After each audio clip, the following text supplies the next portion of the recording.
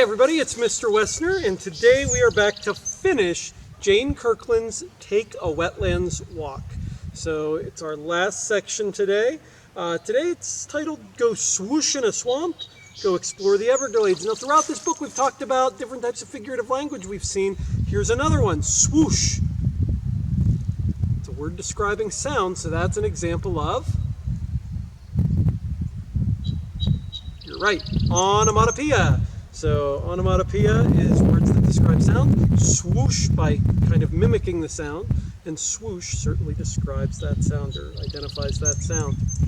And once again, you hear the beautiful sounds of the wetlands around us. So that's part of the reason I wanted to do an outdoor recording for these as well.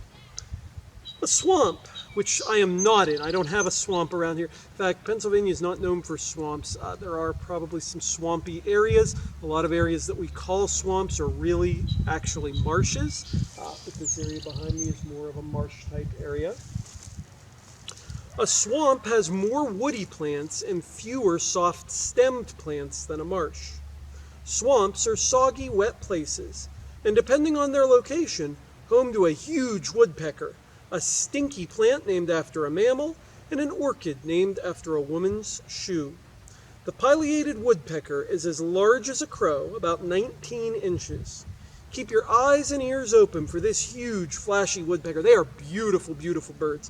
I've seen them a few times, so they're definitely worth keeping an eye out for. For a long time, it was thought to be the largest living woodpecker in North America. But the ivory-billed woodpecker, slightly larger, similar looking, and thought to be extinct, has been reported recently in Arkansas. An early sign of spring in the swamp is skunk cabbage. Skunk cabbage is neither a skunk nor a cabbage, but it is a plant that starts growing so early in the spring that it often comes up through the snow. Although it has an odd name, if you step on it, you'll understand why it is called skunk cabbage. Another odd name for a plant, in this case a wildflower, is the showy lady's slipper. I do think it's showy, but a slipper? Swamps are great, and I'll show you the pictures here in a second. Swamps are a great place to see trees, wildflowers, birds, ferns, amphibians, reptiles, and insects. Let's take a look here at the pictures. And there should be, I believe there is some skunk cabbage down in here. So we'll go take a look in just a moment. Okay, there we have the pileated woodpecker. It says it's the biggest woodpecker I've ever seen. Skunk cabbage in the middle picture. Now here it looks a little different than what I'm used to seeing. So I'll show you what I've seen before that looks a little different so you'll know if you can find it what to look for. It's a good reason to watch where you are walking in a swamp, it says. And then the showy lady's slipper at the bottom, beautiful flower, is the state flower of Minnesota. Let's go out here and I'll see if I can identify if this is really skunk cabbage. I'll take a look and bring that back to show you. I'll be right back.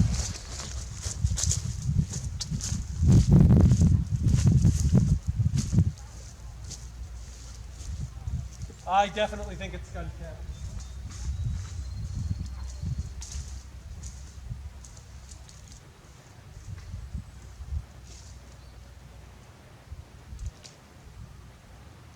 Oh yeah, skunk cabbage for sure.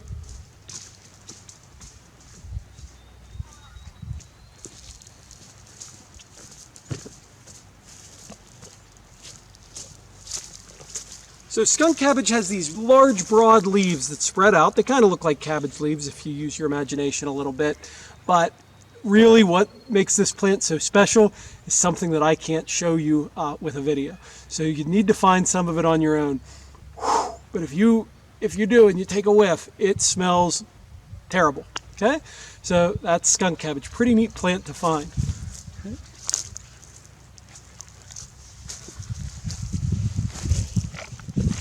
All right, back to the book here. We're going to read about a special swamp that's very well known, very famous. It says go explore the Everglades. The Florida Everglades is one of the most famous wetlands in the world. It is a huge watershed with as many as 9 distinct habitats that include marine, estuary, and freshwater wetlands. Thanks to some popular theme parks, like Disney World, my favorite, lots of families vacation in Florida. I hope if yours does, you'll include a side trip to the Everglades to experience this unique wetland. I've been to Disney World many times. Unfortunately, I have never had a chance to visit the Everglades, so I'm hoping I can get there someday. It's a beautiful place. All the pictures I've seen make it look amazing. It's a great national park that I would love to visit someday. If you've ever been there, make sure you let me know. Leave your information in the comments about your experience if you've had a chance to visit the Everglades. Most people know that there are American alligators in the Everglades. But did you know there are American crocodiles there too? You can also see the anhinga, a bird that dives to catch its food. Its nickname is snakebird because when it swims, only its long neck and head stick out of the water and it looks like a snake. Anhingas can dive because they lack the oils in their feathers that keep other birds like ducks afloat. One endangered and special resident of the Everglades is the snail kite. Not a snail, not a kite, but a hawk. The snail kite eats, guess what? Snails, of course. The Everglades are home to some special species of plants and animals that can be found nowhere else in the world. I hope you get to visit the Everglades someday. Okay. And again, we have some illustrations here with some captions, some photographs. American alligators in the top photograph can live as long as 50 years. The anhinga is the bird in the middle. It must occasionally leave the water to dry its feathers in the sun. And then the bottom picture is the snail kite. I think that's a beautiful bird. The favorite food of the snail kite is the apple snail. This male is keeping his from the female. I don't think she's very happy about it. What about you? Okay, we're going to close here. The sidebars on these two pages talk about wetland threats, some of the threats to wetlands. And it's one of the reasons it's so important for us to learn about the wetlands so that we can understand the importance of saving these places and making sure that they are well taken care of.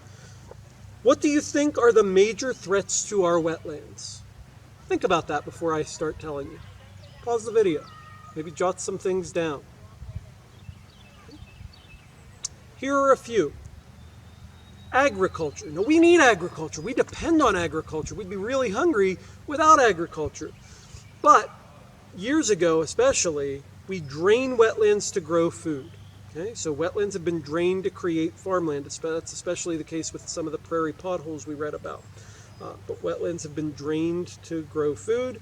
Chemicals from farms seep into the water. And again, a lot of those chemicals are necessary to make sure that we have food to eat.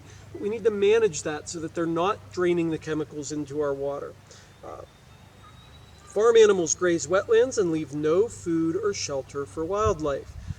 Also, farm animals use the bathroom in the watersheds sometimes, or in the wetlands, in the streams and creeks. So all of those things affect the watershed, and we need to make sure it's not having such an effect that it's harming these wetland areas. Development. Will we ever stop taking nature's habitat and redesigning it for our own? We build on wetlands, and our buildings and roads block normal drainage. A wetland area in our area of Blair County, for those of you watching that live in the same area I do, the Logan Valley Mall was built on a wetland. They drained a wetland and used that area in the 1960s to build the Logan Valley Mall. So, and that happens all the time. The same thing in Florida with Disney World. I mean, that's wetland area all around there. So we do need those places. We need places to shop. We need places to have recreation. But again, we need to make sure we're doing that responsibly and not harming the environment around us, at the same time making sure that we can coexist. Land-based sewer systems, sewage treatment plants often drain into wetlands, so we need to make sure that that sewage is treated properly before it's allowed to drain into our rivers and streams. More wetland threats on the other side here. It says oil spills. Every time we have an oil spill from a ship carrying oil, animals get covered with oil and they usually die as a result. As long as we continue to need and use as much oil as we do in this country, we'll continue to have to live with oil spills. And I don't know that there's been a major oil spill recently, but there have been some big ones over the years in Alaska in the 1980s, and then I believe in the early to mid decades here, the early 2000s, there was an oil spill in the Gulf of Mexico as well. I can't remember the year for sure, but it wasn't that long ago. It was within the last 15 years for sure. Litter and storm drain runoff. That's a big one, and that's one that we can kind of control. Although rainwater is pretty clean when it falls from the sky, a heavy rain can cause flooding, which can then wash every bit of trash that was lying around into the rivers and the ocean. Those storm drains that you see, after it rains on a parking lot or rains in a paved area, that water or on a road, of course, that water drains into those storm drains, and those storm drains go into the water supply, into the watershed. So everything on our roads, oil from cars, litter that people throw out, trash, when you wash your car, the suds and the soap, all of that eventually ends up in our watersheds. And if it's not filtered properly, then that water, that can cause damage to those places. So we want to be careful of that. Non-native plants, they're also known as invasive species. Non-native plants have no natural predators in wetlands and therefore take over. Native plants that play an important role in the wetlands are choked out by non-natives. So we need to find ways to manage those invasive species as well. It finishes off here with more types of swamps. Forested swamps have deciduous trees, that's trees that lose their leaves in the fall. Shrub swamps have more shrubs than trees, and mangrove swamps are coastal wetlands with brackish water where the trees, shrubs, and other plants are salt tolerant. Okay? So that's some information about swamps and wetlands. I have one other picture here to show you, and that's one of those caricature drawings that her nephew did. There's the showy lady's slipper as he drew it. So that's pretty neat. Clever interpretation there. Right, and that brings us to the end of our book. So I hope you've enjoyed learning about the wetlands, learning about the watershed areas. I hope that you can get out and explore some of these areas on your own. Don't just listen to the book, don't just watch the videos, but get out there and experience this, because it's great to be out in nature. It's great to experience the wonderful resources that we have around our area. I hope you enjoy that. I hope you enjoyed the book and learning about the wetlands. Thanks so much for watching. I'll see you next time.